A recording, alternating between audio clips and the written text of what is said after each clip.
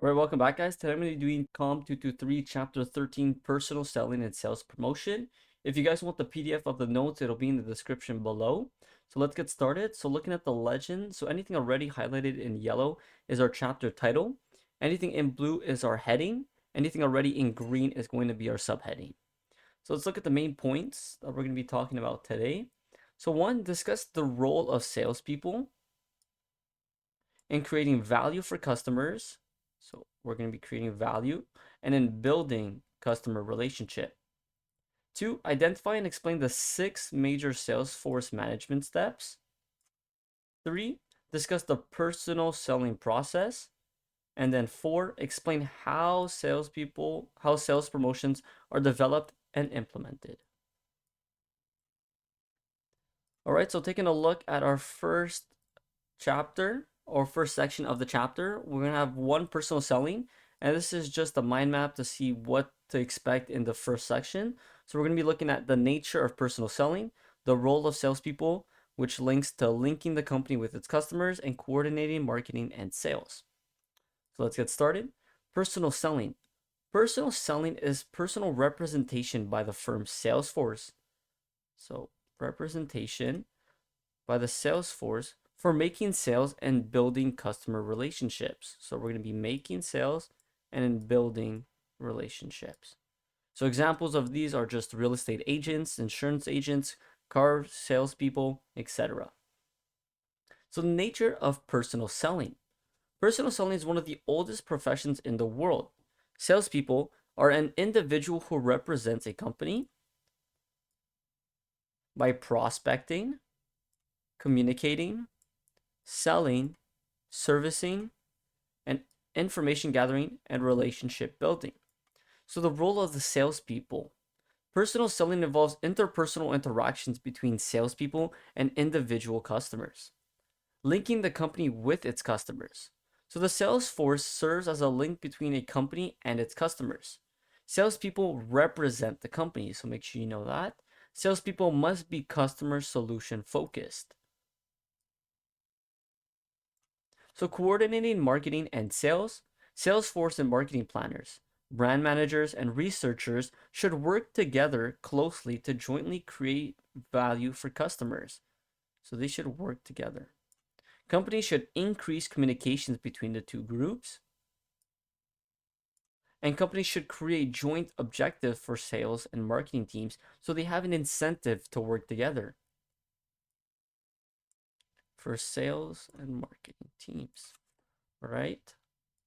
So section 2, managing the Salesforce. We're going to be looking at our 3 headers: steps in the Salesforce management, Salesforce structure, and other Salesforce strategy and structure issues. So 2, managing the Salesforce. So Salesforce management is analyzing, planning, implementing, and controlling Salesforce activities. Here are the steps in the Salesforce management. Major steps. So we have designing Salesforce strategy and structure, recruiting and selecting salespeople, training salespeople, compensating salespeople, supervising salespeople, and evaluating salespeople. So Salesforce structure. If company sells only one product to an industry, they would use territorial Salesforce structure. So one product, territorial Salesforce structure.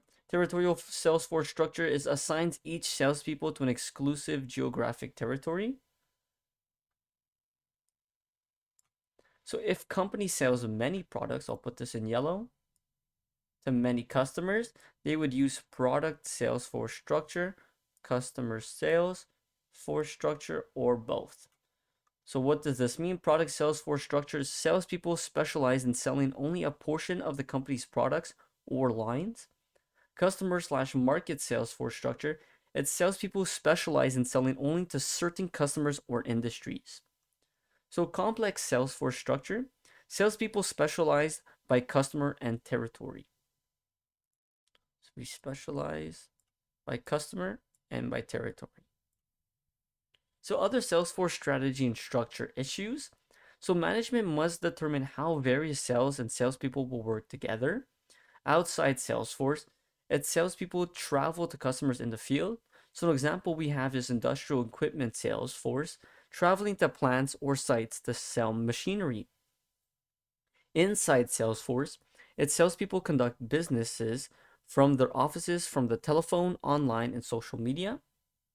So an example of this is telephone Salesforce calling about promotions on their new phones. Technical sales support, it's people who provide technical information and answer to customers' questions. So I'll highlight that. And then I'll just highlight for the beginning, travel and inside from their office. All right, so sales assistance provides research and administrative backup for outside salespeople. So they're backup, which provide research to the salespeople. So telemarketers use the phone, internet, and social media to find new leads. Put that in yellow. Learn about customers and then sell directly. So an example of this is insurance Salesforce employs telemarketers to generate leads and sell insurance. Team selling is using teams of people from sales. So an example of this is when we're using business to business selling, a company may implement a large team for a significant client because you really want to impress them. You want to make sure everything is going accordingly for that business. So selling digitally. Selling digitally is through online, mobile, and social media tools. So online, mobile, and social media is the fastest growing sales trend.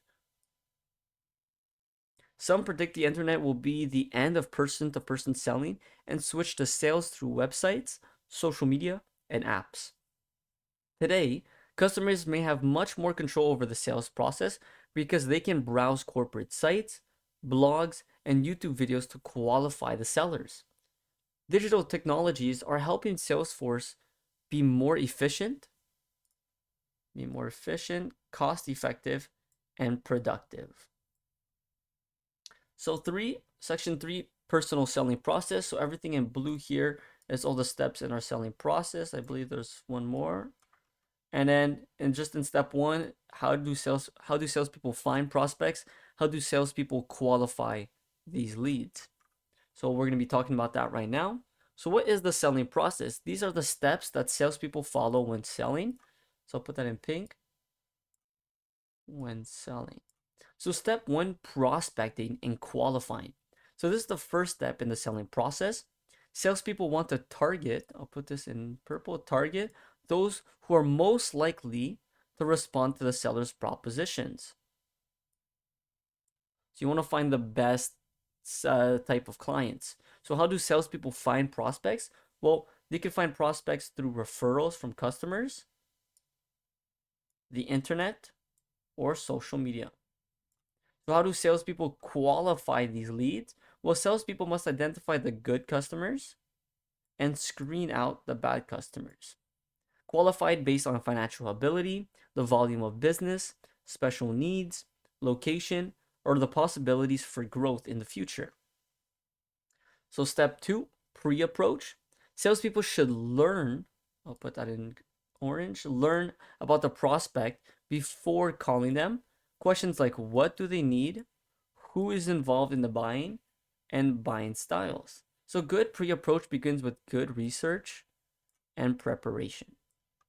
Step 3, the approach. So salespeople should know how to meet and greet the buyer. This approach includes appearance, opening lines, follow-up remarks. So opening lines should include questions to learn about the customer's needs. So you may, in your research from step 2, you may not know everything about them because not all information is possible to learn. So when you approach them, you may ask them questions to then learn some more about those customers' needs. So I'll highlight that. So step 4, presentation and demonstration. So salespeople tells the value to the buyer and how the company will solve their problems and fit their needs. Great salespeople know how to sell, but should know how to listen. So you also want to listen so you can learn from the customer's needs.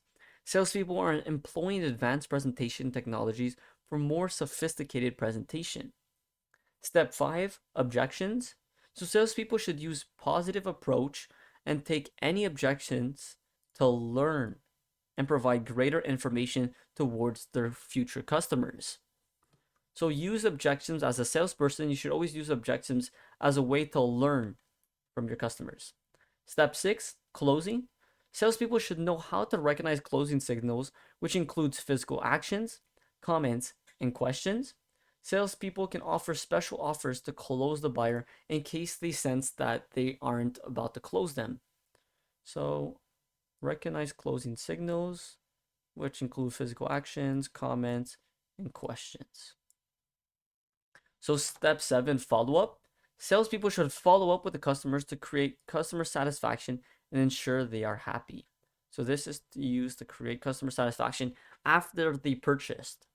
So, having the step 7 follow up makes the customer happier because not only are you selling it to them, but you're also making sure that they are happy with the product that you sold them, which creates customer satisfaction.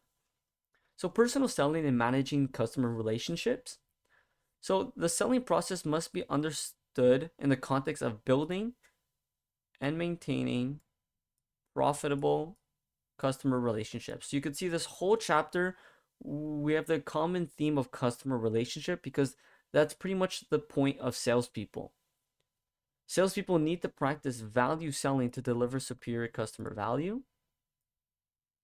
Value selling requires listening, understanding, and coordinating efforts. So a lot of people think salespeople is just about selling it, but a large part of it is also listening to the clients. So section 4, sales promotion. We're going to be looking at our headings of rapid growth of sales promotion, major sales promotion tools, and then the consumer promotions, trade promotions, and business promotions. So sales promotions, this consists of short-term incentives to encourage the purchase of sales of a product or service. Rapid growth of sales promotion. Sales promotions are used by manufacturers, distributors, retailers, not-for-profit institutions. Sales promotion accounts for 60% of all marketing budgets. So this is just a rough estimate, but sales promotion takes a lot of the marketing budget. Pressures for greater sales impact sales promotion. So differentiating from competition impacts sales promotion. Consumers becoming deal oriented can also impact sales promotions. And then promotion clutter, this is having so many promotions that they run the risk of being lost in the sea of other promotions. So you could see on like holidays such as Black Friday or Christmas, when everyone has a promotion, it doesn't feel anything beneficial for the customer since everything is on promotion, and this would be a promotion clutter. So major sales promotion tools. Many tools can be used to accomplish sales promotion, such as consumer promotions. These are samples, coupons, refunds, premium pricing, contests to win prizes, or event marketing. This is towards the consumer. Trade promotions includes promotions tools to persuade resellers, to carry a brand, give it shelf space, and promote it in advertising. So manufacturers employ several trade promotion tools such as a straight discount, allowance to retailers, free goods to retailers, just providing free merchandise, or push money to dealers. So business promotions are used to generate business leads, reward customers, and motivate salespeople. Conventions to promote their products, trade shows to promote their products, and then sales contests for salespeople. All right, thank you.